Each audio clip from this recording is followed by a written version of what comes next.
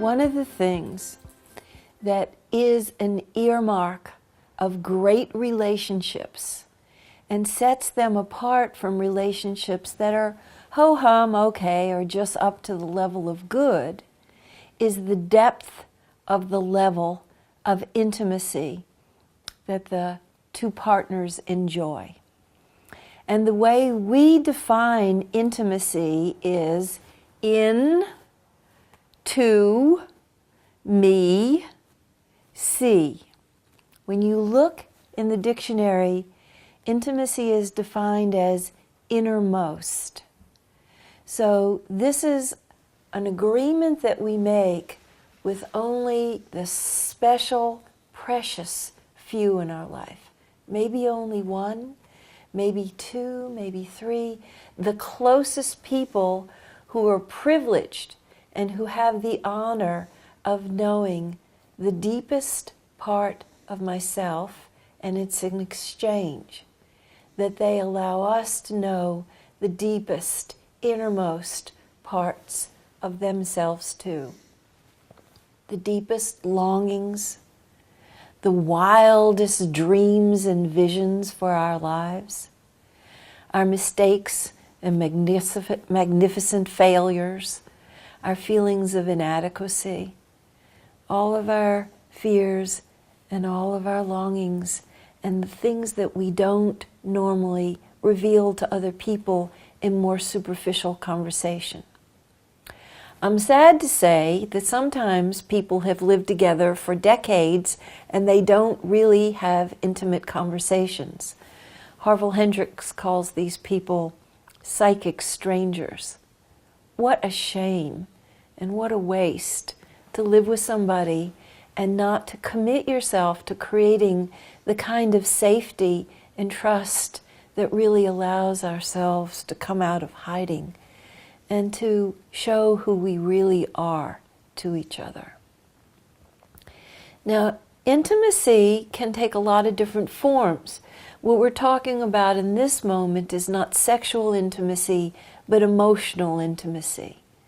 That we are intimate with ourselves and know what we feel, know our own sadness and grief, know our own happiness and joy, know our own peacefulness, know our own guilt and shame, know the whole full spectrum of our feelings, and that we're willing to expose those and show them to who we choose to be our special and intimate partner. It's a good deal when you make this kind of a contract that you will show your innermost self. It's tremendously freeing not to have to fix ourselves up and to present ourselves in a way that's not exactly authentic. It's not licensed to indulge in any way being sloppy. It's just being real. Two people being real with each other. Intimacy requires a level of vulnerability that many of us may be uncomfortable with. It really invites us to drop any pretense or defenses that we normally have that we may use to protect ourselves from being emotionally hurt.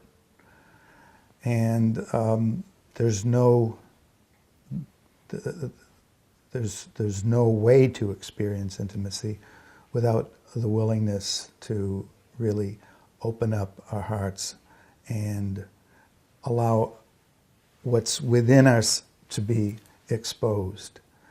And sometimes in the process of doing that, we learn about ourselves. It's not a matter of knowing what's there before I can share it with you, but it's a matter of being willing to really open up and reveal to you and possibly even to me what it is that's there. Sometimes we find out in the process of revealing it. And there's a saying that intimacy is to the soul like food is to the body. It's something that we really thrive on. It's something that we crave. And when we don't have it, we often will look for other ways of experiencing it, or other ways of experiencing something that will provide a substitute for intimacy. It can lead to addictions. It can lead to compulsive patterns. But the failure to meet that need can really create some difficulties in our relationship with ourselves and our relationship with others. One of the things that is really helpful is to be ruthlessly honest with ourselves about how important that is, the experience of intimacy, and to recognize that honoring that need is something that we have the capacity to do, even if the situation that we're in isn't perfectly safe, that there's always going to be some degree of risk in exposing ourselves at that level until our relationship is so unconditional that we have essentially trusted and tested it to the point where we know that our vulnerability will be met with respect and with reciprocity and with openness. So I want to underscore the part that Charlie just mentioned about how important it is to tell the truth. If this is something that we want dearly in our life, to not try to camouflage it or minimize it. I went way too many years trying to tamp it down. I'm a connection person, I'm relationship oriented, I'm touchaholic. And I know myself well enough now to know that if I deny my need for emotional intimacy to thrive, I'm just not going to be as happy a camper as I am going to be if I honor that need. For a long time, I made it bad and wrong and thought that I was somehow weak and needy with a capital N, capital EE, capital D, capital Y. And I thought, oh, what's wrong with me? I want to hook up with my partner every day for some kind of meaningful exchange, feeling exchange. And we colluded about this, and we thought, yeah, she's over the top about it. When I started to accept myself more, and I just notice that I'm one of these people that thrives in connection, not just with my romantic partner.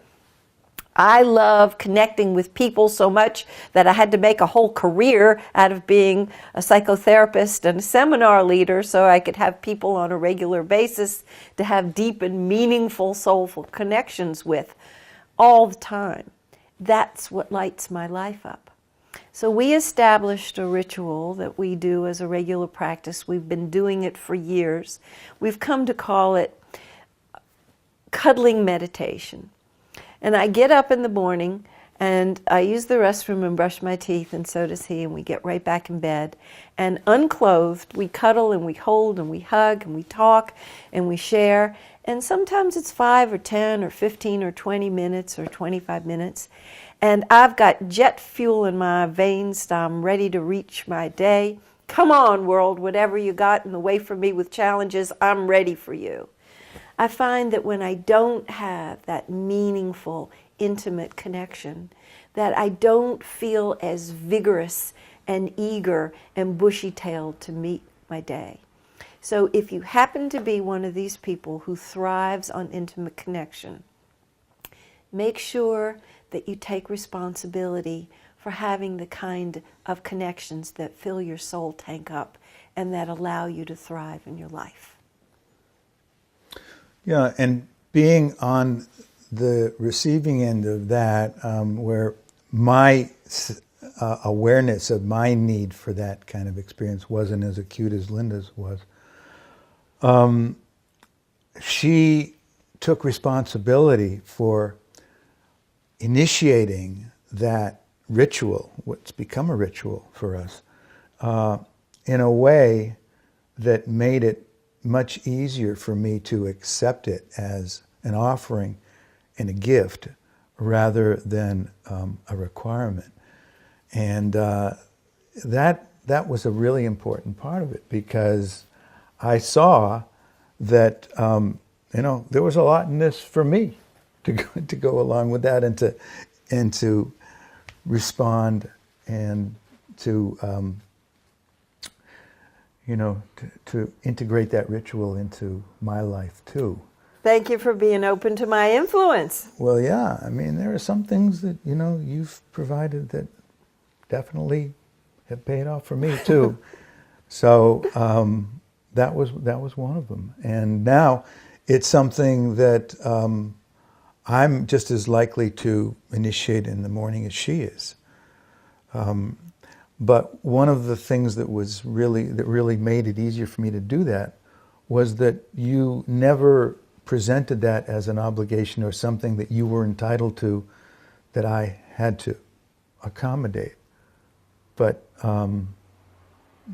you, like they say, you made me an offer that I couldn't refuse. So now it's hard for me to imagine that we wouldn't have this in our lives, because it sets both of us on a certain track in the morning before we really begin to engage with the day that is absolutely on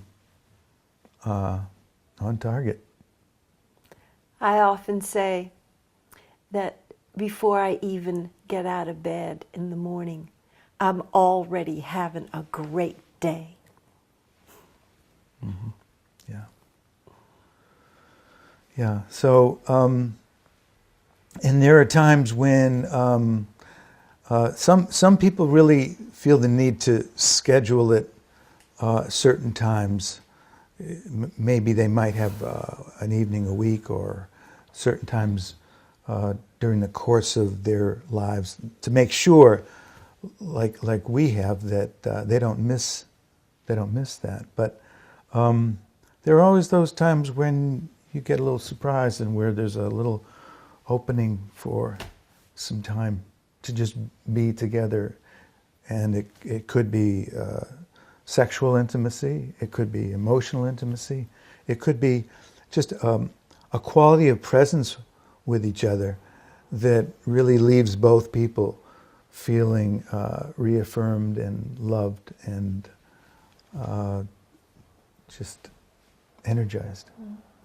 It's important, if you're not having enough emotional intimacy, to make sure that you're taking responsibility for being assertive and reaching out to ask for what you want. In our very fast-paced society, with two-career families and raising children, it's often one of the things that falls off of the priority list. And couples are suffering because they're not having the kind of emotional intimacy that really helps them to refuel and get ready to go back out on the front lines with the kids and the career development. Mm-hmm. Sometimes you have to schedule it in. And it doesn't mean that it's any less valuable if it doesn't spring forth spontaneously.